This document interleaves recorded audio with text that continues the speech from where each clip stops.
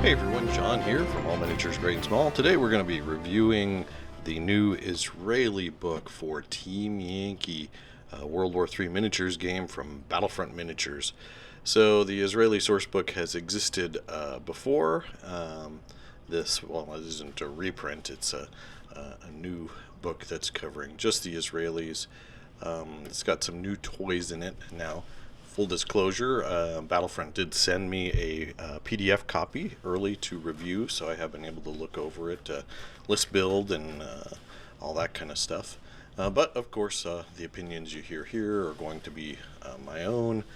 Normally, I do these reviews kind of as almost like a podcast format, where I'm just going to put up some pictures as I talk, and we'll kind of go over the book in a little detail, not too crazy, and give you my thoughts on it. The other thing to consider is I'm not a competitive tournament player. I don't play Team Yankee at the cutthroat competitive scene. I play it to have fun and enjoy historical, or in this case, quasi-historical miniature gaming. So keep that in mind as we're talking. I do not review or recommend units based on their optimal tournament performance per se. Alright, so the Israeli book is pretty interesting. It is kind of the Middle East, where the rest of Team Yankee, or at least most of Team Yankee, takes place in Europe. Of course, they expanded to the United States. They're really going everywhere with this. The contents of the book are what you'd expect from a standard, Battlefront book. They have several new companies you can play with, and they talk about, initially the book goes over some of the history of the area and kind of the fictional confrontation. There's Iran, Iraq, where Iran is being reinforced by the Soviets. Iraq is being supported by the NATO forces. Syria is invading Israel, and that's kind of the the conceit of this book. And so it's pretty simple. The historical conceit of the game, obviously, is World War III has gone hot in 1985, or at least it starts in 1985 and spins its own kind of narrative from there. Personally, I don't spend too much time in the historical or fictional historical section of these books. I like to dive into the fun stuff, but there are several pages of history and battle plans and all that stuff. But let's go ahead and talk about the forces you get in this book. So there are, I believe, 8 forces. We'll just kind of go over them. I'll mention them here, then we'll talk about each one in a little bit more depth. You get basically 5 tank companies. You get the Merkava 1, 2, and 3 companies. So that's kind of your weakest, mid-tier, and high-tier tanks. A Magach 6, and I apologize if I'm butchering anything with my pronunciation, which is basically the M60 Patton upgraded to Israeli service, and then the Sho't Blazer tank company, which I believe is the Centurion. We'll get to that one a little bit more. So you got those 5 to play with. Then you have 3 basically infantry-based companies. You've got a Mech infantry company, a reserve infantry company, and then a paratrooper company. And then in addition to all that, you've got some cool support units. Now again, I didn't play with the Israelis in the previous book or play against them, so to be honest, I'm not sure what they used to have versus what's added brand new here. That said, it's pretty much the standard stuff you'd expect for NATO, with a couple of Soviet things thrown in here and there, but really some basic stuff, and also some stuff that's kind of unique to the Israelis. Personally, that's why I buy a support book, is if they have fun, unique stuff. I like the Swedish ones because they had the cool tank. I forget what that's called off the top of my head. They had access to the Viggen, some cool stuff that you would never see in other lists. And then the same things here too. You're coming to the Israelis because you like Israelis as a force on the tabletop, or you really like some of these units that only the Israelis can field, like the Merkava 3 or things like that. All right, let's go ahead and talk about some Israeli special rules in the game. They really don't have anything too crazy. They've got airborne special rule. So that's for the paratrooper company, I believe, has that. We'll talk about that more later. They have the applique armor for the Israeli version of the M113, which basically just gives it armor 13 against heat weapons. Pretty good. They have overhead fire for their mortars. 52mm mortar teams can shoot over friendly teams. MLRS, that's just the standard MLRS rule. Map hats or Dragon 2s, the new map hats, at least I assume that's what they're called, MAPATS, or Dragon 2s. Those are anti-tank missiles. Basically, it's the Dragon 2 weapon. If you take them, you got to take them across the force. You either take, improved toes or Dragon 2s or map hats. Napalm, I think the A4 Skyhawk has napalm, so it has the napalm rule. NLOS, no non-line of sight. Israelis' top secret Pereh anti-tank guided missile vehicles fire the Tammuz missile, which can be fired in fire and forget mode, which sounds pretty interesting. A weapon with NLOS has no 2-hit penalty for ranges over 16 and does not require a line of sight to shoot at an enemy target. Or an enemy team. The target team always counts as concealed to the NLOS weapon, and even when in line of sight. Oh, okay. Can't hit infantry unless they're... Ooh, so this is pretty tasty. If they can hit something that's not in line of sight, and it doesn't need a spotter team to it, picking off enemy anti-air becomes... I won't say trivial, but a strategy to pursue. Then you have radar, which is that standard rule everyone has. Sayur, paratrooper reconnaissance troops can break off through enemy teams. Tandem warhead ignores ERA armor. Okay, so some pretty much standard stuff. Most of those rules just apply to the specific weapon. So the next thing we're going to do is take a look at the Merkava 3 tank company. The Merkava tank companies are all very similar, so we're going to talk about them all as a group, because although you have 3 different kinds of companies, the Merkava 1, 2, and 3 tank company, they are essentially the same except for the HQ tank. So, for example, the Merkava 3 tank company, which is the first one in the book, you have a HQ of either 1 or 2 Type 3s. And then it's going to be, one mandatory Merkava 3 tank platoon, and then a mandatory second tank platoon that can be any one of the 3 types of Merkavas, 1, 2, or 3. Then the optional platoons, you can take an extra platoon of whichever type of tank is in that particular company, as well as a reconnaissance section, which can be either jeeps or M113,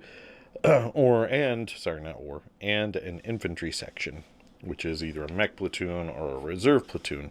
So those are all the same among the 3. So if you want to run a Merkava company, you need to decide really what you want your HQ tank to be equipped with. Do you want the expensive Merkava 3, the not quite so expensive 2, or the cheaper Merkava 1? So you've got a lot of options there. And the main thing is you can be flexible. You can take a Merkava 3 company with its very expensive tanks, but really you could get away with maybe only having 3 of those in a company, 1 HQ and 2 in a platoon, and then spend the rest of your points on required points on a Merkava 2 or a Merkava 1. Boy, I hope I'm saying that correctly. Now, what does the Merkava bring to the table? So you got three different kinds of tanks here, and they're pretty analogous to all the NATO top-line tanks, at least the Merkava 3. So let's start there. The Merkava 3 has a front armor of 23, which is really impressive. I mean, that's better than a M1A1 HC, which I believe has a front armor of 21. Side armor 10, top armor 2. Can go 14 tactical. So again, pretty standard for a top tier tank, NATO tank. It is equipped with the 120 millimeter gun with a 40-inch range, 2 shots moving or halted. Anti-tank 22 with a 2+ firepower, and everything you'd expect from a modern tank. Advanced stabilizers, laser rangefinders, and smoke. The 22 does make it, it's a little bit weaker than the Abrams AT-23 cannon, but still all kind of in that same range where, you know, these modern top-end, top-tier battle tanks really aren't penetrating each other from the front, or if they have the chance, it's very, a very small chance that they're going to penetrate from the front. So, for example, an M1A1 HC and a Merkava 3 could trade shots all day from the front and not damage each other. The Merkava 2 is a slight downgrade. That one has a front armor 19, and well, I say slight, it's pretty big downgrade. Front armor 19, which puts it on par with the M1 IP, I believe, or somewhere around there. So kind of the mid-range American tanks. There are other tanks too that are like that, but the main thing holding the Merkava 2 back is its AT-19 gun. It's still rocking a 105 millimeter cannon, which isn't that great, but still it's enough to punch through a lot of Soviet stuff. Then you've got the Merkava 1, which has a front armor of 18 and an anti-tank of 19 on its main gun as well. Otherwise, these tanks are kind of the discount versions. If you want to take the more expensive tanks, you've got to take some of these as kind of a way to balance out the points, so you have at least some armor on the table that's not, super ridiculously expensive. Now, Merkava runs about 17 points in this book. I'm pretty sure these are not the dynamic points. So, when the dynamic points come out, or if they're already out at the time of this video, hopefully that tank will be cheaper if you're using dynamic points. But the important draw, at least for me, is the Merkava 3 is a awesome looking tank. This is a cool looking tank. I like all these high-end NATO tanks with their slabs of armor. Look pretty cool. Ultimately, though, with these three companies, like I said, you just need to decide which one you want to go with, what Merkava appeals to you the most, and kind of build from there. As far as companies go, they are fairly brittle. Sure, you have, 2 mandatory or up to 3 max tank platoons plus the HQ, but then you only have 2 other units, reconnaissance and an infantry unit in here, and that's it. So, if you max out the formation, you still only have 6 units for company morale, which can be a little dicey. All right, so that's the Merkava. Next up, we're going to talk about the M60 company, or Magach 6 tank company, if you will. So this, the Magach 6 is based on the US M60 Patton tank, which is, in my opinion, a great-looking tank. I love the tank. One of the reasons why I run U.S. Marines is because I can have a lot of the M60. So I just like the way they look. And these ones look pretty cool, too. The new models do have basically ERA, I believe, on them, which is, pretty cool-looking stuff. So the tank company itself, though, you can take either the Magach 6 or the Magach 6 with the blazer armor. that blazer armor is what gives it the ERA, makes it look cool. They aren't very expensive. So like a single Magach 6 with the blazer armor is only 5 points. So in theory, you could get a lot of these. And then you've got the tank platoons. 2 of them are mandatory. And then you can take 1 additional, just like the Merkava platoons.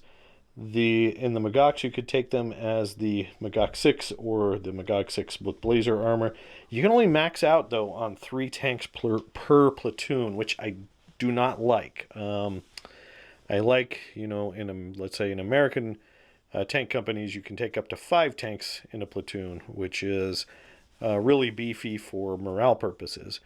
If you've got 5 tanks in a platoon, you lose 2 or 3, you're still not testing for morale. Here, it just takes 2 of them to be bailed out for you to test on morale, which is dangerous. Okay, let's talk about the tank itself. The Magach 6 has a front armor of 15. If you take the blazer, you get front armor 16 with the ERA special rule, which is, again, very helpful if you're going to be assaulting infantry or any that might have anti-tank weapons.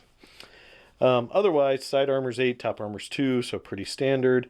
The gun that they have is an M68 105 millimeter gun, 40-inch range, halted rate of fire 2, moving rate of fire only 1, anti-tank 19, 2+ firepower. So we're getting in almost the same stats as the Merkava's 1 and 2. Although the Magach only gets 1 shot on the move, which is interesting because I thought it was the same exact gun that they used, but maybe it's not. Correct me if you want down in the comments below. And then it's got the usual suite of 50 cal machine guns and 7.62 AA machine guns. So it's not too bad. I mean, it's the mid-tier tank that you can take a lot of.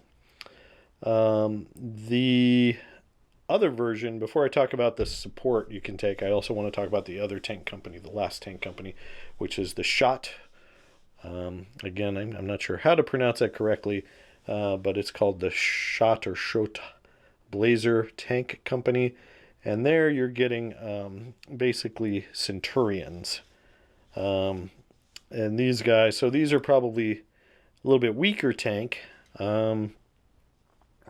They have the same sort of formation setup where you can take an HQ of 1 or 2 and then 2 mandatory, 1 possible additional platoon. But again, you can only max out on 3 of these tanks per platoon. So in a company, you could only take, if you took a max tank company, that's just 11 tanks, 3 platoons of 3 plus 2 in the HQ. Not a ton, but that's basically like 1 T-55 company. Then you've got front armor 14 on these guys, so that's 1 worse than the Magach 6. Side armor 6, top armor 2. It does have ERA built in, so you got that front armor 14 with ERA, which is nice. You've got a 105 millimeter gun on here, the L7 gun. This one looks like it's almost identical to the Magach 6. It's got halted rate of fire 2, moving rate of fire 1, anti-tank 19, 2+ firepower with the brutal, laser rangefinder, smoke, and stabilizer. The Magach does not have the smoke. No, it has smoke. It doesn't have stabilizer, which is a shame. So, maybe the Sho't might be a touch bit more reliable on the shooting. So again, the tank parts of both of these companies is the same, and then in addition to that, you've got a reconnaissance section and an infantry section. So in reconnaissance, just like the Merkavas, you can take a Jeep Recon, an M113 Recon platoon, or a Rabbi Recon platoon. So you take 1 of those, and then infantry, you can take either a Mech infantry platoon or a reserve infantry platoon. So All five of these tank companies are essentially the same. You're just swapping out what tanks you want. But beyond the tanks that you get, there's really nothing different about them. So you pick which tank you want to go with, and you kind of build from there. The cheapest one you could build probably would be the Sho't Blazer Tank Company. You can build, let's see, 3 of them for 12, so that's 36. Plus you'd take 8 more, so that's like 44 points for a maxed out tanks in that company. Plus the infantry and jeeps would add, or the recon would add a couple more points. So you can keep it around 50, 60 points for a maxed out tank company, and maybe squeeze in another formation of infantry or all the support that you could possibly want. Whereas if you're taking a Merkava platoon, you're going to run out of points pretty quick. All right, so that's all the tank platoons. Let's talk infantry. All right, so first up we've got the Mech Infantry Company. Also in this group we've got the Reserve Infantry Company and then the kind of elite paratrooper company. But we're going to start with that Mech Infantry Company. So in the Mech Infantry Company you've got an HQ, obviously, with a commander and a transport. Then you've got 2 mandatory Mech Infantry platoons as well as 1 optional. Then you have an optional armor and 2 optional artillery slots. So let's talk the Mech Infantry platoon.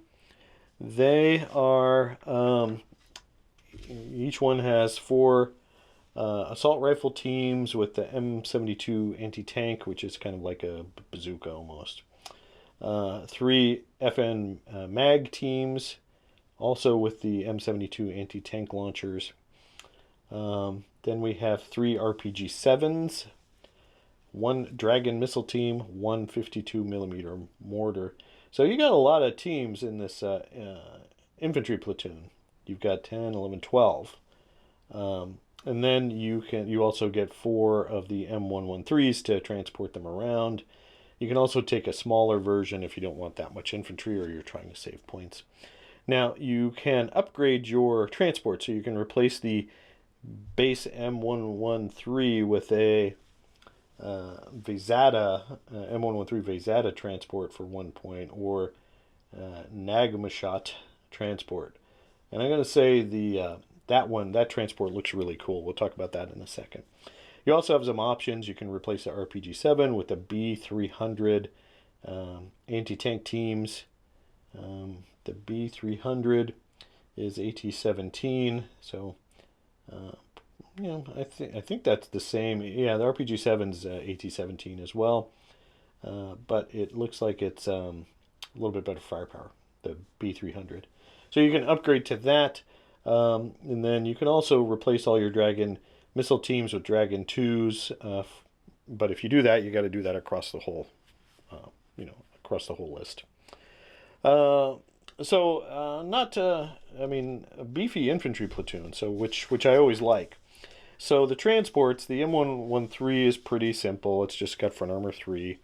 The Vezada also has front armor 3, but can take actually I think both of those transports can take Dragon missiles, which is pretty cool. I think the Vezada, again I apologize if I'm butchering that name, gets applique armor, which I don't think the normal M113 has. Then you've got the cool Nagmashot, which looks like it's based on the hull of a Centurion. So this is a transport with a whopping front armor 13, side armor 6, top armor 2. It can take Dragon. This thing is good. It looks really cool. It's expensive because you got to upgrade it. Upgrade the M113 for 1 point each. So you're paying 4 more points to upgrade to this tank, but your infantry becomes much more survivable. Medium caliber fire is not going to be scary. Your opponent's going to have to put main gun tanks into it, or anti-tank missiles. And it's got a little anti-tank bite of its own because it can take that dragon or dragon 2 as well.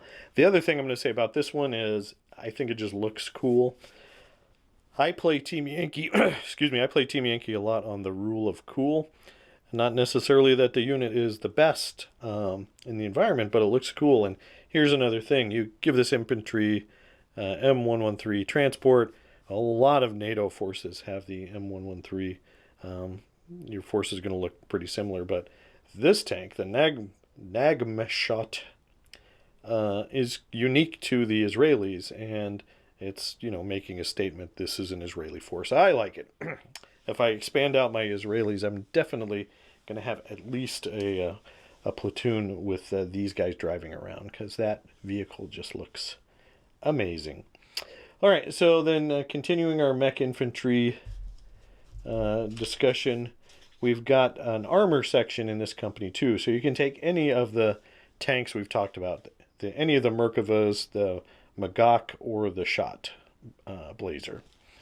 Then you've got two artillery sections. One can be a 81 millimeter mortar platoon, in half tracks, and then the other is an M150 anti-tank section, which adds a little bit more anti-tank to the infantry, which is probably something you're gonna want for sure. Okay, now let's talk about the reserve infantry. Same layout. The first thing I'll discuss that's different is the artillery. In addition to that M150 anti-tank section, you can also take a Jeep anti-tank platoon if you want, so you do have that option. So the reserve infantry, the platoons are laid out the same exact way. You've got the same exact number of infantry teams. You don't have the option to upgrade the M113 transport, so no super cool Israeli transports for these guys. These are the second tier reservists that are coming up, so their equipment's not quite as fancy. Now, you can, of course, take any tank platoon, so they could be supported by Merkava 3s, but the infantry themselves isn't quite as good. The other difference, let's see, I think morale-wise, you've got you've got a little bit worse morale. Still great morale, like it's 4+ across the board for courage, skill, morale, rally, and assault. Whereas the mech infantry platoon has courage 3+ and skill 3+. So these guys aren't quite as good, but they are significantly cheaper. So if you like flooding the table with infantry, you might take a reserve infantry company. So then last up as far as infantry goes, we've got the paratrooper company. Same kind of layout as the other two infantry companies. You've got a HQ with a couple of mandatory paratrooper platoons. You could take a third. You've got all the tanks as one option, so you can take one platoon of those, plus the mortars. And then not only the Jeep anti-tank platoon or the M150 anti-tank section, but you can also take the Rabbi anti-tank platoon as well. So, some cool stuff. Basically they carry either improved tow missiles or MAPATS, M-A-P-A-T-S missile system, which gives you an AT-21 or 23, which is quite punchy, if you ask me, quite punchy.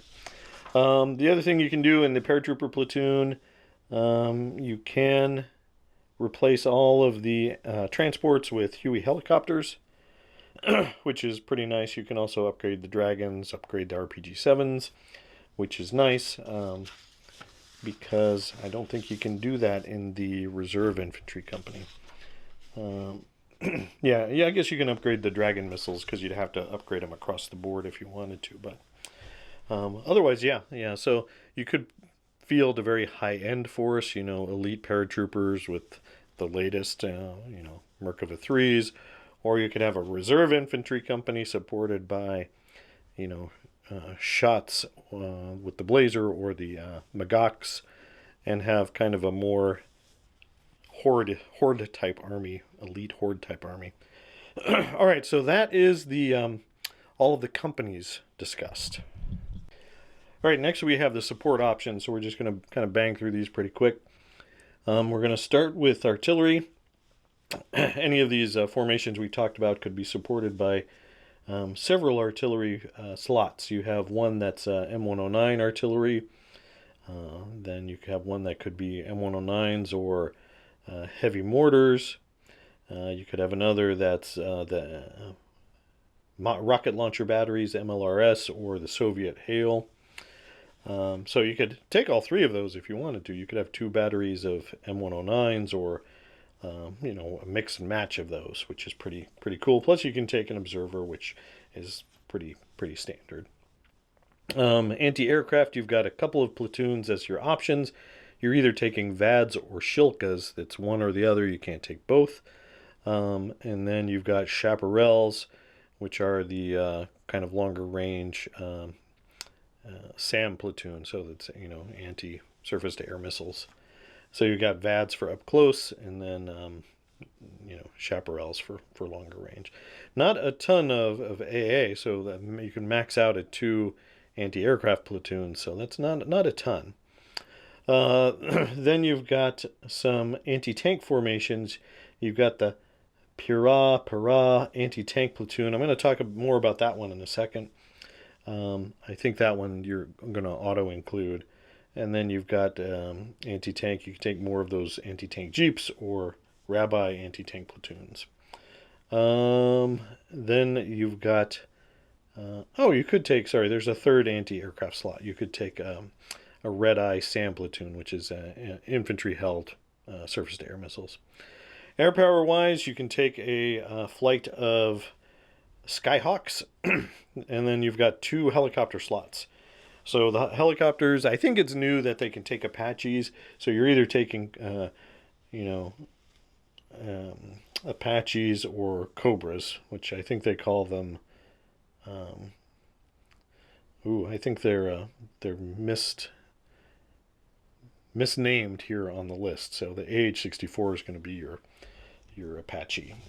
And then the AH-1 Viper is going to be your Cobra analog. So depending on what you want, the Cobras are going to be much cheaper than the Apaches. Let's see, they call them... So, and I don't know if that's right. Maybe that's an Israeli thing, but they've got the AH-64 Cobra, which is the Apache in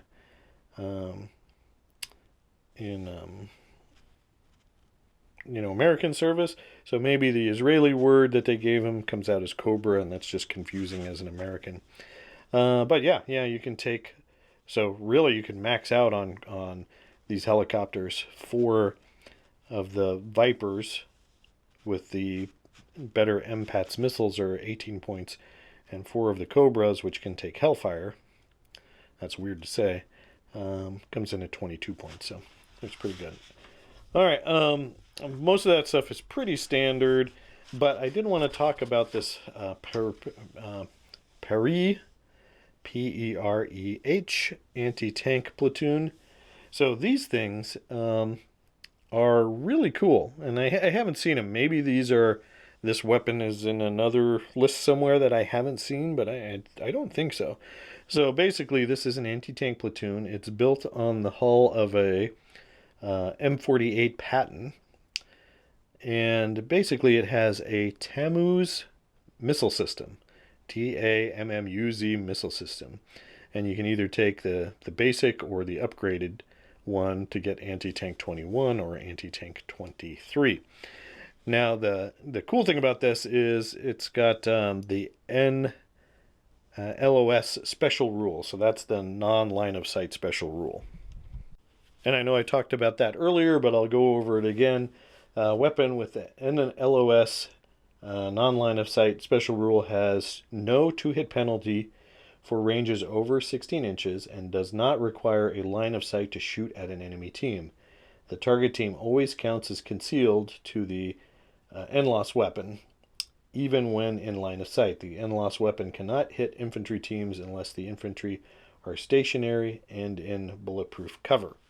So basically, it's an indirect fire weapon that doesn't need a spotter. So you're always the target's always going to get concealment. But if you're fighting Soviets, they're hit on threes normally anyway. So you're going to be hitting them on fours, which is still pretty good. Now you can only max out this platoon at 3 units, just like most of the Israeli tanks. But you're going to want to take the max number 3 of these. You only get 1 shot each, so you're not hitting a ton, but each time you hit, it's anti-tank 23, so you're gonna really hurt whatever you hit. Now you could use this as a unit to snipe out anti-aircraft, or not, like the AA platoons, so that your aircraft will have a easier time. Then that might be a good use, even though its anti-tank is ridiculously high for that. Or you need to plunk out a particular tank or something to cause a morale check or something like that. Yeah, it's pretty cool, and the tank looks really cool too. So it's it's based on the M48 patent.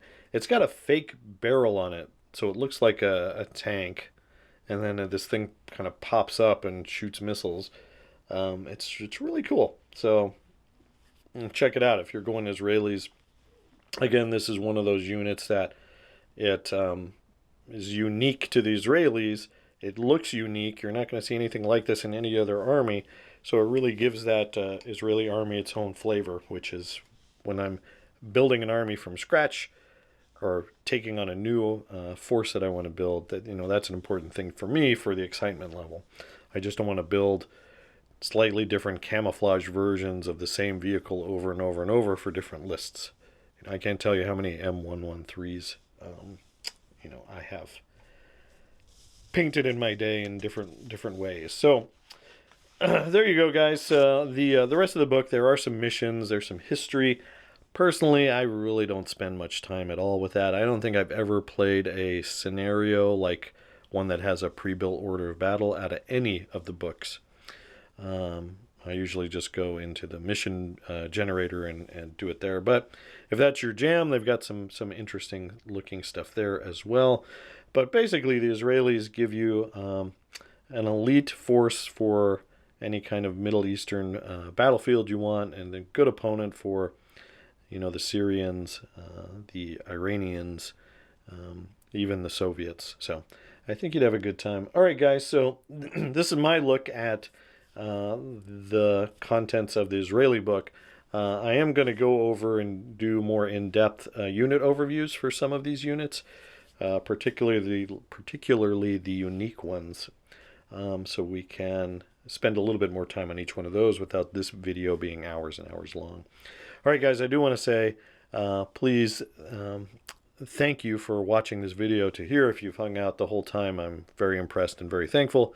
Please do consider, if you like our Team Yankee and Flames of War coverage, to check out our Patreon, where folks get access to battle reports that are, for the Patreon, which is cool. Once a month, we get a new battle report for them.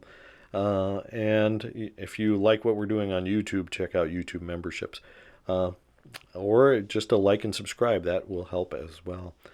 As always, I appreciate you guys, and keep on gaming.